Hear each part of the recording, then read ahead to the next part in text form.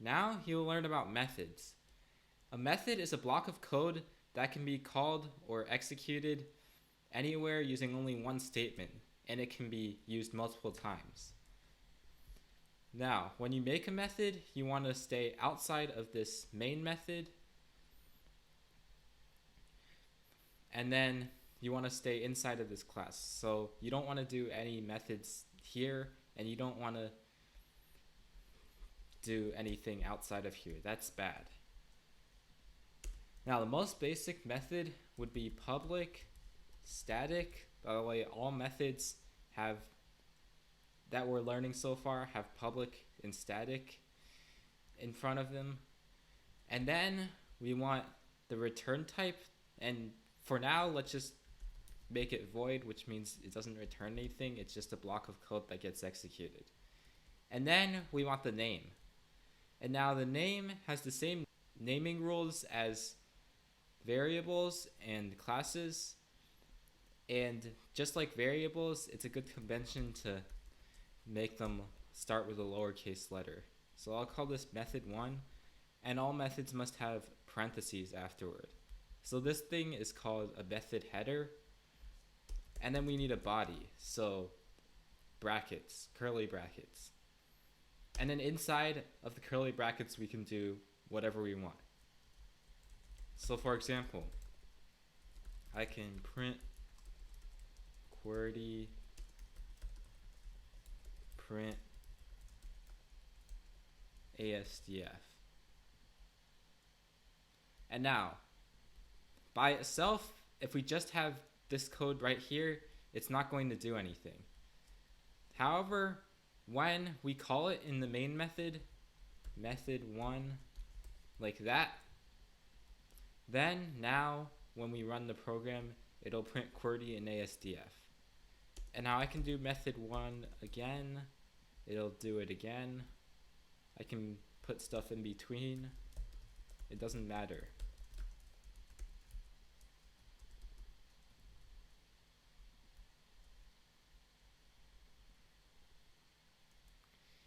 And now, one thing you should be careful of though is that you probably shouldn't call the method inside of itself for now, because what's going to happen is that the method is going to call itself, which is going to call itself, and so on. Sometimes you might want to do something slightly different each time, instead of just straight out printing QWERTY and ASDF. In that case, you can accept something called a parameter. So for example, method 2, let's accept the parameter. The way you accept parameters are inside the parentheses, you put the type and then the parameter name. And then now you can use the parameter to do stuff. So for example, system.out.println n times n. And now, how do you call this method? You don't just do method 2 with parentheses, that doesn't work. Instead, you need to pass in an argument. So basically, an int. If we try passing in a string like ABC, that will not work because we need an int. So let's just pass in 7. And now, what happens when we call method 2 of 7 is that now execution will go to method 2, except now we have a variable named n that is set to 7 because that's what we passed in. So now when we print n times n, it'll be 7 times 7, which is 49, as shown below. Here's another example. Public static void. Let's just say we don't want to call a print statement every single time. Well, public static void p and then a string s. Let's take a string as a parameter and let's system.out.println s. And now I can do stuff like p of 2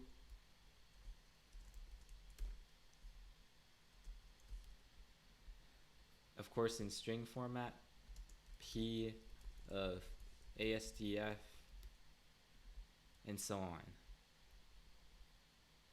And in fact, you can even replace this system.out.println right here to P. Now, of course, P is not a very meaningful name. We could rename it to a more meaningful name like println. Although note that this println is different from the system.out.println. This println is just a method that calls the system.out.println. So, and also remember that if I change the name of my method, I have to change the name where I call it as well.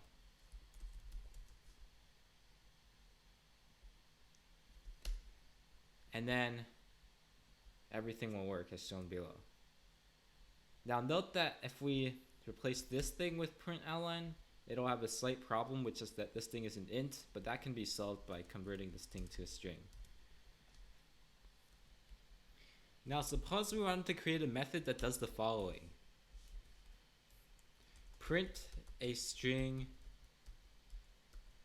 s n times. Well, first of all, we can't just accept one parameter now. We need two parameters, a string and an int. So therefore, public static void, let's just say print n times. And now, the way you accept multiple parameters is you first put the first parameter and then separate them by commas. So first parameter, comma, second parameter. And you could put more parameters, but we don't need that for this example. And now how would I print a string s n times? Use a for loop that executes n iterations. And now all I have to do is system.out.println s. Or if we don't want to just type all that out, we could use our newly created println method. And another thing about methods is that among all of these methods in the class, it doesn't matter in what order you put the methods. You can call them from anywhere. And our method works as shown below.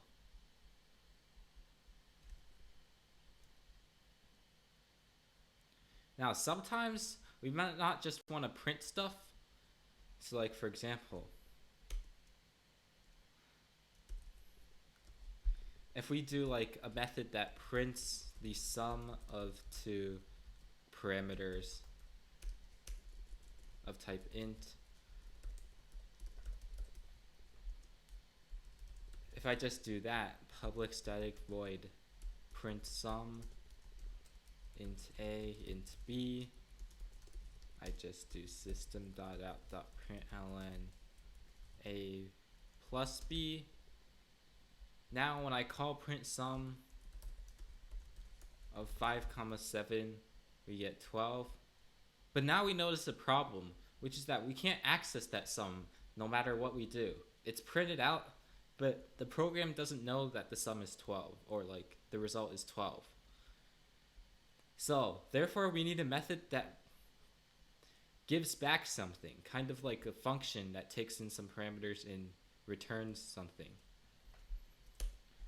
So this is where a method that can return things is useful. So return the sum of two int parameters. The way we would do this would be public static, and after this, the void means no return type, but we want a return type, in particular the sum of two int parameters, which is also an int, so we want to return an int, and let's just call this sum, and let's accept parameters. And now, instead of doing system.out.println a plus b, I do return a plus b. Now, if I just call this method just sum 5, 7, that doesn't do anything. However, I can do other stuff with it, like int u0 equals sum of 5, 7. Now all of a sudden I got a variable that's equivalent to the sum of 5 and 7. And it works. We could also directly print the result.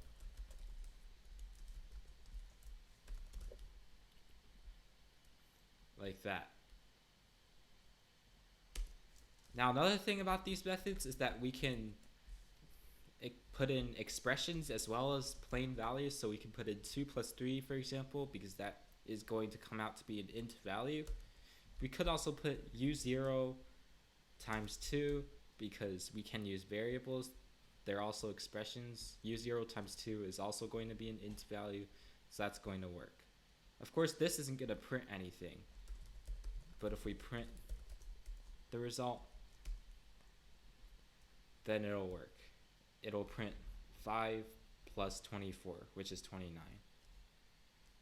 Now, remember not to make the mistake of doing system.out.println print sum of 5, 7.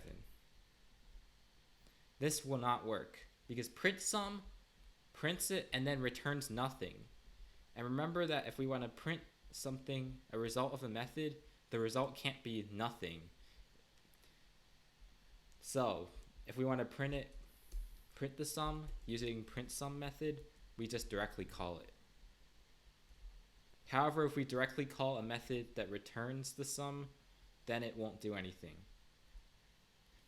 We could store it in an int variable though, which is useful, and we could also directly print it like this. Note that another thing about this is that you could put print statements in a method that returns stuff. So like print QWERTY. Now for every time I call it, it's going to print QWERTY pointlessly. So methods that return stuff can still do other things. It's just that they have a return type as well. Now another thing about methods is that, let's just say we have another method, sum int a int b. Except this time I return a plus b plus 1. It's a fake sum. That won't work. Now why won't this work? It's because when we call sum, which sum does Java want to call? Is it this sum or that sum? There's no way to distinguish between them because they have the same name and same parameters. So that's not good because Java does not know how to distinguish between them. Or in general, in the same class, which for our purposes right now, everything is in the same class. In the same class, methods with the same name and same parameter types are not allowed. So for example, even if I change this thing to be int C, int D, hey, they're different parameter names, right? No. Because remember, in Java, parameter names mean nothing outside of the method. When I call it right here, sum, I don't call it with its parameter name. I just call it with the value. So therefore, parameter names don't matter. It's just the parameter types. Even if I make this method do the same thing, that's not going to work because it's just confusing. And it's better to just not have it. However, one way that we can have two methods of the same name is having a different amount of parameters. That works. So return a plus b plus c. Because when we call sum with two numbers, now we know that it's going to be this sum. However, if we call sum with three numbers, so sum of 5, 7, 9, and we print that, it's going to be 21. Java's going to know because clearly the two methods are different because, for example, when I call this, I obviously don't want to go to this one because I passed in 3 values. I want to go to the one that has 3 parameters. Another way would be to have different parameter types. So public static string sum, and then notice here string A, string B. So right here, string is different from int, so now Java knows to distinguish between them. If I pass in 2 numbers, it's going to be this one. If I pass in 2 words or strings, it's going to be this one.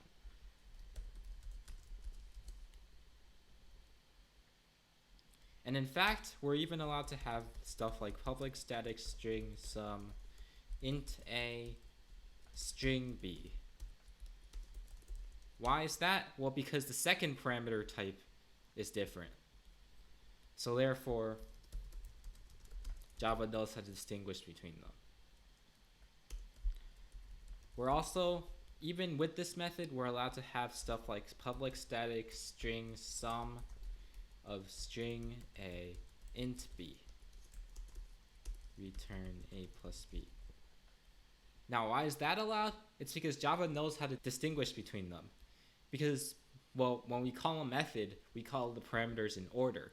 So if I call, say, sum of 5 QWE, I know that I'm calling this method because the first one's an int, the second one's a string. And if I call sum of QWE and 5, I know that I'm calling this method. So therefore there's no confusion. So therefore we're allowed to do it. Now, one thing that we're not allowed to do is, let's just say we have public static void sum int A, int B. And then let's just say, let's just have a method that does nothing.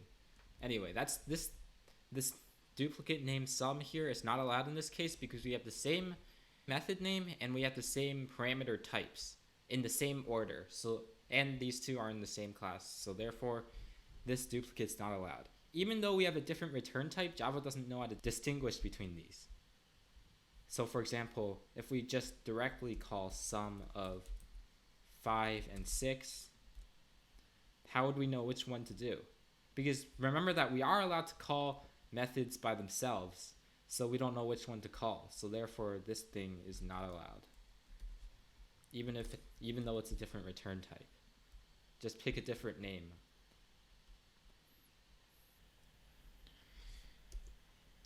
And here's an exercise.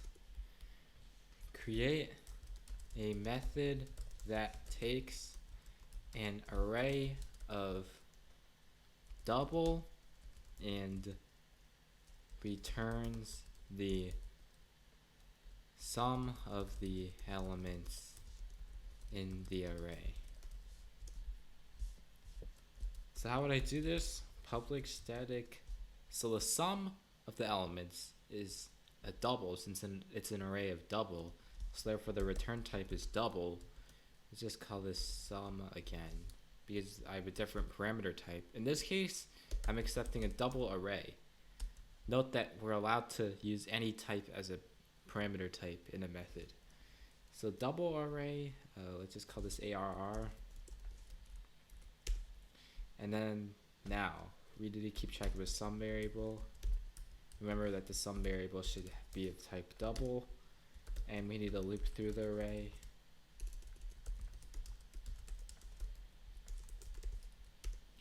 Sum plus equals D. And now return sum. And there, now we're done. So now, if we have like double D1 equals 5.7, 8.3, and I print sum of D1, then it'll print 14.0. If I add 5.0 to the array, now it's going to print 19.0. And now if I do system.out.println sum of new double, 3 for 2.8, then it would work. It would print 9.8.